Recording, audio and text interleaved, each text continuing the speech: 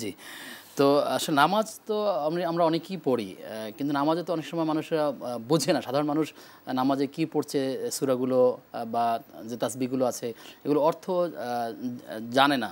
যার কারণে সে আমাদের মধ্যে সে ফিল করতে পারতেছে না আসলে নামাজে কি বলছে আর কি করছে। এক্ষেত্রে আসলে করণীয় কি? দেখুন, নামাজ যেহেতু আল্লাহ তাআলার সর্বশ্রেষ্ঠ ইবাদত, রাসূল মকবুল সাল্লাল্লাহু আলাইহি সাল্লাম যখন মেরাজ শরীফে গিয়েছিলেন, তখন আল্লাহর পক্ষ থেকে তাকে উপহার হিসেবে নামাজকে দেওয়া হয়েছিল। এই নামাজের গুরুত্ব সেখানেই বোঝা যায় যে আল্লাহর সাথে রসুলের ফাঁকা নাকা বা কাউসাইন আওয়াদ নেই, এত কাছে পৌঁছে গিয়েছিল, আল্লাহ রসুলকে এটা দেওয়া হয়েছিল। এই নামাজের ব্যাপারে আমরা শুরু থেকেই এবং নামাজের মধ্যে আমরা যা কিছু আমল করি, যা কিছু আদিয়ায় মাসনুনা করি, তেলাওয়াত করি, যা কিছু আমরা নির্দেশিত আমলগুলো করি, এই আমলগুলো যদি আমরা বুঝে পড়তে পারি, তা সেক্ষেত্রে নামাজের মজা, এবাদতের মজা, এবাদতের শ্রেষ্ঠতম যে এবাদত নামাজ, এর যে প্রতি আকৃষ্টতা, আন্তরিকতা এবং এর প্রতি যে আমাদের এর মাধ্যমে যে আমি নিষ্কৃতি লাভ করবো, এর মাধ্যমে যে আমি অন্যায় থেকে বাঁচবো, পাপাচার থেকে বাঁচবো, দুরাচার থেকে বাঁচবো, এইটা কিন্তু লাভ করা সম্ভব হয়।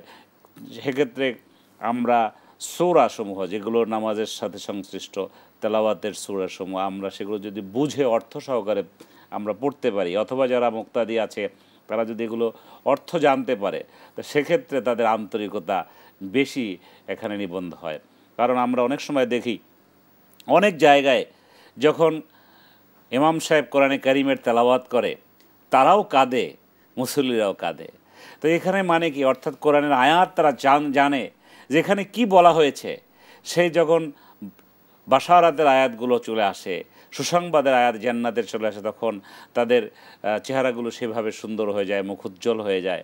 আর যখন শাস্তির কথা বলা হয়, তখন নামাজের মধ্যেই তাদের থেকে নিজের অজান্তেই তাদের চোখ থেকে পানি বের হয়ে যায়, তার অনুভূতি হয়ে যায় আমিও তো হয়তো এই শাস্তির মধ্যে নিপতিত হতে পারি, ইবাদতের মধ্যে নিজেকে সম্পূর্ণ সঁপে দিয়ে এভাবে ইন্না সালাতি অনুসুকি ও মাহিয়ায় ও মামাতি লিল্লাহি রাব্বিল আলামিন, আমার নামাজ, আমার যাবতীয় ইবাদত আল্লাহর জন্য আমি সঁপে দিলাম।